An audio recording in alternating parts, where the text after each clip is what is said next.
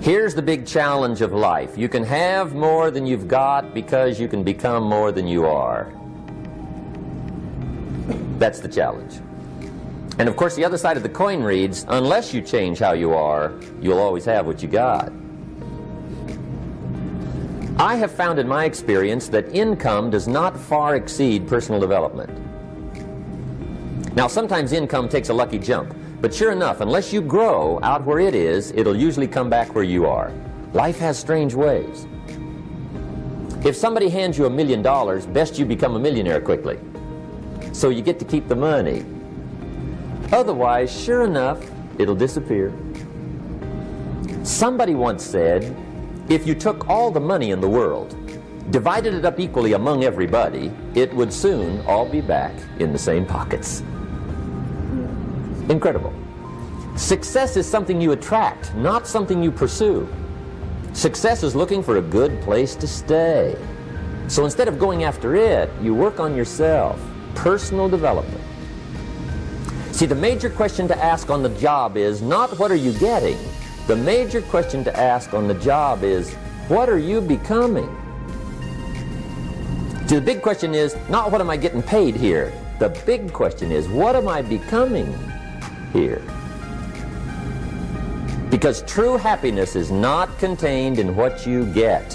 Happiness is contained in what you become. So that's our major subject for tonight, personal development. Of all the assignments Mr. Schoaf gave me at age 25, this was probably the most difficult. In fact, I'm still working on this one. I think it's an unending challenge to see what you can become. The next subject is called Basic Laws. And it's good to study the basics. And I call these basics primarily because they come from the Bible. Now, I'm not a theologian or a minister, and that'll be apparent. But Mr. Schoaf taught me that the Bible was a good textbook for ideas and stories and success equations, how to live the better life. I found out that was true. He also taught me that the Bible is as practical as it is spiritual, and I found out that's true. If you look at your bank account and your income and you're not happy, there's several places in the Bible to check to see what the heck's wrong so you can make the changes. And we're going to cover some of those tonight, called basics. Okay, the next subject is my favorite, setting goals. Mr. Schoaf taught me how to set goals. What a favor that was. One morning at breakfast, shortly after I met him, he said, Jim, let me see your current list of goals and let's go over them and talk about them. He said, maybe that's the best way I can help you get a better direction started. And I said, I don't have a list. He said, well, is it out in the car or home somewhere? I said, no, sir. I don't have a list anywhere. He said, well, young man, that's where we got to start.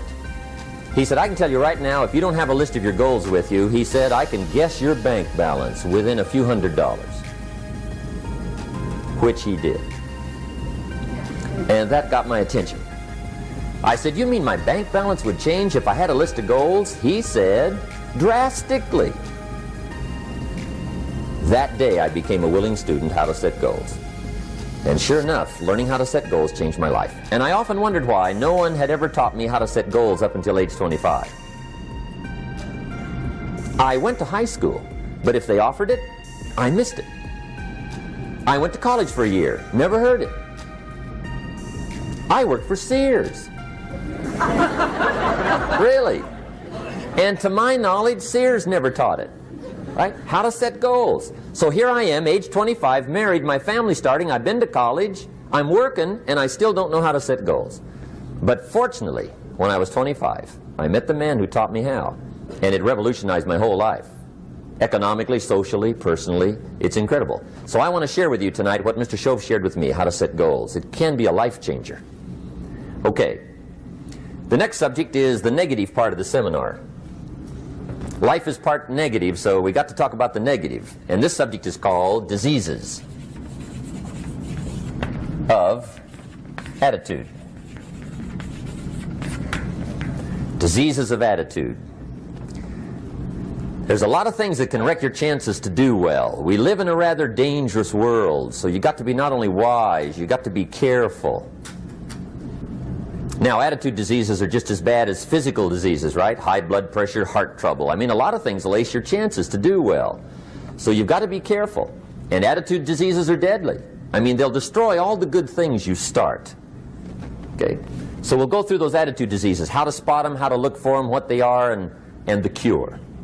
And I'm a pro on these because I've had them all, so I can give you excellent advice on these. Now, the last subject we're going to consider tonight is called the day that turns your life around. The day that turns your life around.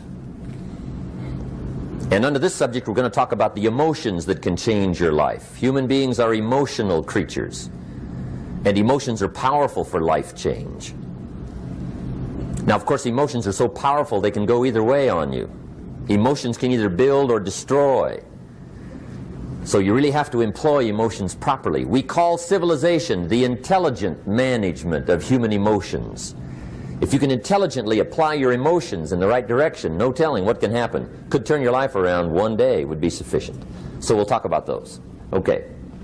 Now that's a lot to cover in one evening, but we'll keep at it here and see if we can't get it all done.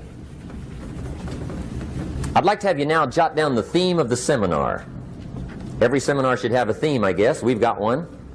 It's on some of our literature if you happen to notice it, but if you didn't, for your notes, here it is. The theme of the seminar goes like this: the major key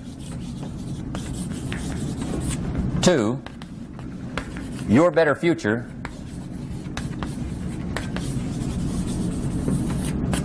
is you.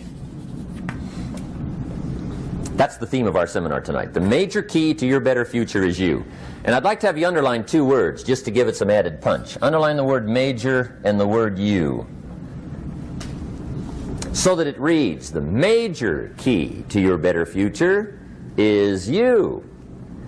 Now, my first suggestion is transfer this to a card or something where you can put it up, where you can see it every day. Preferably put it up where you can see it at the beginning of the day, before you go off to put the day together. This is a good phrase just to glance at, to keep in mind as you're putting the day together. It's called the silent seminar. If you'll just let this talk to you during the day, I found it to be tremendously helpful. The major key to your better future is you.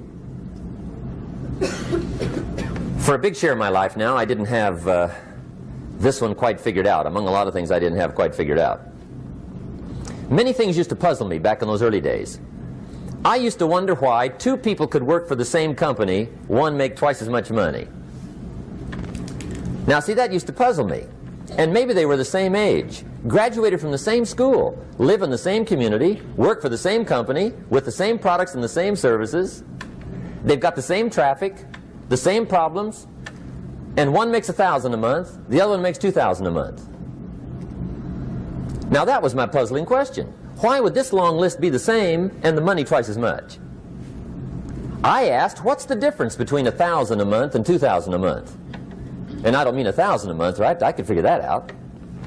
But what makes the difference? Why would one person do twice as well, 3 times as well? Speaking economically. Now, I know there's more than one way to do well. I understand that. But in this little narrow area called compensation, what's the difference? Well, back then, with my faulty thinking, I'm trying to reason it out. I thought, well, maybe time makes some of the difference, right? Some people do better because they have more time. I used to say, Harold ought to be able to do well. He's got a lot of time. If I had all of Harold's time, I could do well. Now, that's got to be dumb, right? Number one, you can't get somebody else's time. A guy says to me one time, he says, you know, if I had some extra time, I could make some extra money. I said, then forget it. There isn't any extra time. Hey, when the clock strikes 12 midnight, that about wraps it up, right? I mean, you can look around the gongs there for a little more, but it's over. You say to the guy, what are you doing? He says, I'm looking for extra time. See, they'll come and take you away, right? There isn't any more time.